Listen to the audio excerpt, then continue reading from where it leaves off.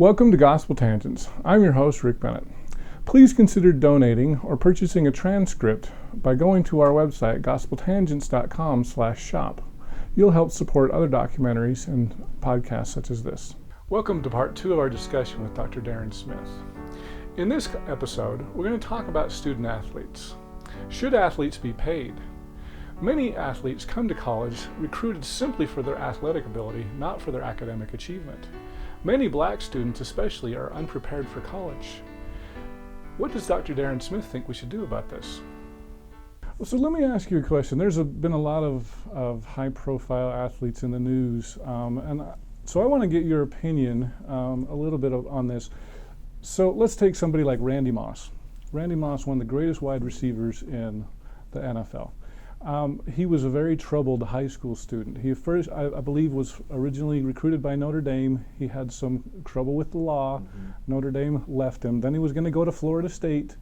There was a little bit of an uproar saying this Randy Moss is not a good character. So he didn't go to Florida State. He ended up going to a place called Marshall University, which is, I believe it's a black, historically black college. Did really well, got drafted by the Minnesota Vikings. Even at Minnesota, he had an incident where he bumped a person with a car or something. So so the question is, we've also got a player, Mixon, University of Oklahoma right now, punched a woman, broke her jaw. The coach let it go, but the video just came out about a year after the incident, and now black player, and now he's declared for the NFL because Oklahoma won't have him anymore. So my question to you, because it's not just BYU that has these problems. This is Oklahoma, Notre Dame, Florida State. There's a lot of places. Even Johnny Manziel, a white player for Texas A&M, had a lot of issues. So the question is it appropriate for a university to be recruiting these kinds of players for their football ability and not for their academic? I mean, if they're a student athlete, is there some hypocrisy going in recruiting these kinds of players who really don't belong in college? Yeah, I mean, if you look at them as a workforce, that would justify, recruiting. I mean, you can and of course use the euphemism student athlete as the way to kind of get around the fact that they're workers. So we know this stuff. The data on the kids, these kids, we have lots of data on these kids, where they come from, the struggles they've had, the traumas that they carry. Like you mentioned Manziel, and you mentioned some of the other players, Randy Moss. These, probably had a mood disorder, probably had anger problems, probably was ADD. ADD can cause some significant impulsivity, significant anger issues, flying off the handle, not knowing how to cope with, the vicissitudes of life. I mean, these young men have seen things that, their more privileged counterparts have not seen and faced. So yeah, they come with trauma. So the university should be prepared for that. Should have crisis management ready for when these young men, and I say mostly young men because I don't want to exclude the women, but we're dealing mostly with the high revenue grossing sports at Division I schools, football and basketball, men's football and men's basketball. And there's a few outlier schools that have more than one revenue producing sport, like Utah. They got football, basketball, and gymnastics, right? So they have 3 streams of cheese coming in. So, which is great when you have a world-class, D1 college gymnastics team. Well, let's turn to college sports in general. And I wanted to get your opinion on whether you thought one idea was better than another. There's been a lot. I know yesterday you spoke about the attempt to unionize college athletes. And so there's one question: should we pay players, and should they even be students? If we're going to pick, the Randy Mosses and the Mixons and the Johnny Manziels who really have no business being in college, why don't we just pay them as an employee? So that's one option. On the other hand, you have the rule from the NFL and the NBA. The NBA says you've got to go to college, or you have to be 19. It doesn't say you have to go to college. But between 18 and 19, you have all these one and dones. Joel Embiid and a lot of players that are just in college, and a lot of people say, well, that's ruining college basketball, this one and done. Although John Calipari seems to have it down to a science there at Kentucky. The NBA says you have to be your junior year of college. So would it be better to eliminate these restrictions? And of course, the colleges don't make these restrictions. This is the NFL and the NBA. Right. So that we just say, you know what, you can jump straight from college to pro if you're good enough. And or should we start paying athletes? Do you have a preference as to one opinion's better than the other? Or Well, I'm thinking. I am a fan of pay for play. I mean, for the reasons that you just mentioned. I mean, I think for the reasons you just suggested. The elephant in the room. These men, less than 2% of them will actually go to the league when they graduate, if they even graduate, depending on where they go and all that. So we know the numbers. We know what the numbers tell us. So, let's pay them. Let's treat them like the employees that they are. I mean, and I don't mean that to be. I'm not being facetious and trying to be funny. I'm serious about this. I mean, if you look at college athletics, it's a business model. They need workers. These players are workers. If they graduate, great, fantastic. But if they don't, great, let's get the next chunk. So it's a business, and business has to have employees, and so let's pay them. I'm all for that. I'm all for unionization. Why not? They need. By the time a football player is 20 years old, right? They're already having signs of CTE.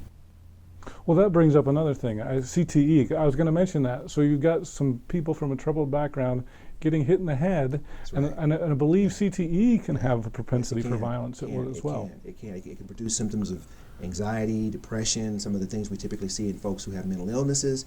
So we see that. Anger issues, defiant issues, lapse of memory, sleeping problems, nightmares, flashbacks, even some very post-traumatic stress-related symptoms as well. So, football is a violent sport, and that's why we tend to venerate people who don't fit the typical profile of a football player who comes out of the hood, who comes out of urban America. Someone like Tom Brady, for instance, right? The good all-American boy, who could have done anything but chose to play football, right? And have this kind of success that he's had in his career. It's not like that with blacks. It's different with blacks. Blacks are the workhorse of these professional leagues. They're the workhorse of the Division I bowl series, football bowl series and the NCAA tournament. They are the workhorse, and they get nothing for it.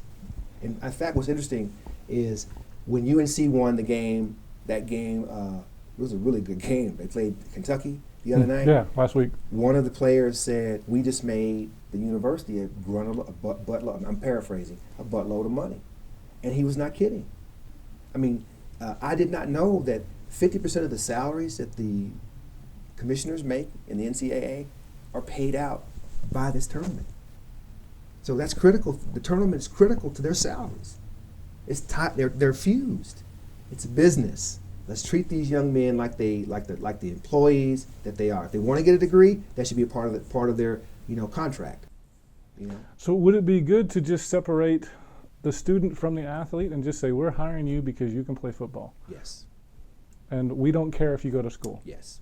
And I say that simply because I mentioned this the other day, maybe I didn't in this context, but universities are struggling right now to become more and more corporatized, right? As they get corporate money, and of course, it's the influence that the corporate America's dollars brings to these institutions to transform them into institutions that produce more workers, more future workers, etc. So as long as corporate America continues to bastardize the higher educational system, why not pay these young men, treat them like the workers they are? Why not?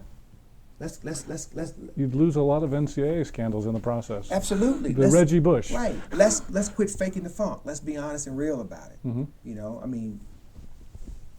Even Johnny Manziel, the Ohio State tattoo scandal, which was a silly scandal, if you ask me. It wouldn't matter, because I think what this is a student. This is there's something about a student that we sort of this is a student, and why should they be doing that? And these are employees. These are workers. These are athletes. Many of them are flat out, the only reason I'm in school is because I'm trying to make it to the NBA. I believe it was, who was the number one pick in the NBA last year? Ben Simmons. Mm-hmm.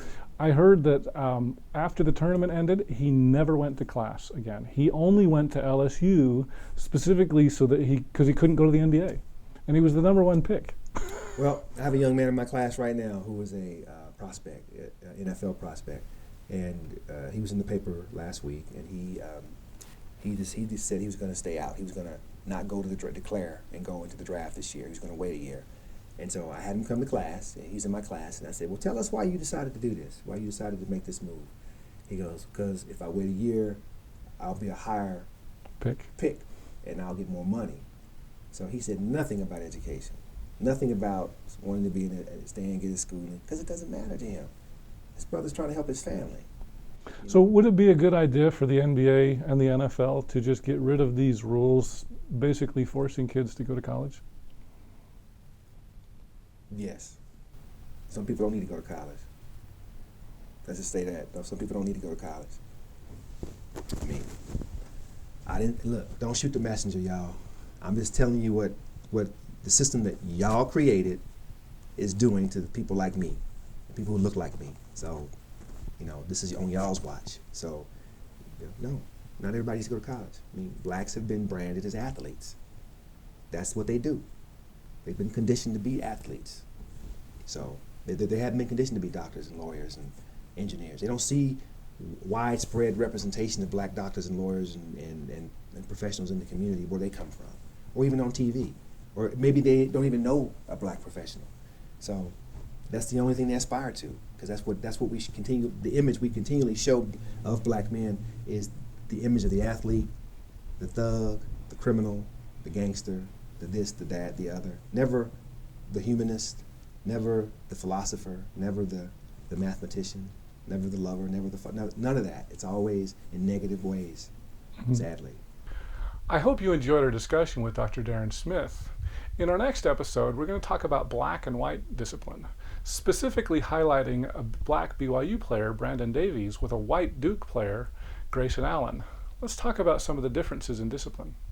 Well, they're different. I mean, I think for the reasons that you just mentioned. I mean, I think Coach K is trying to win basketball games. He's not interested in sort of the moral underpinnings of decisions like what the BYU thing.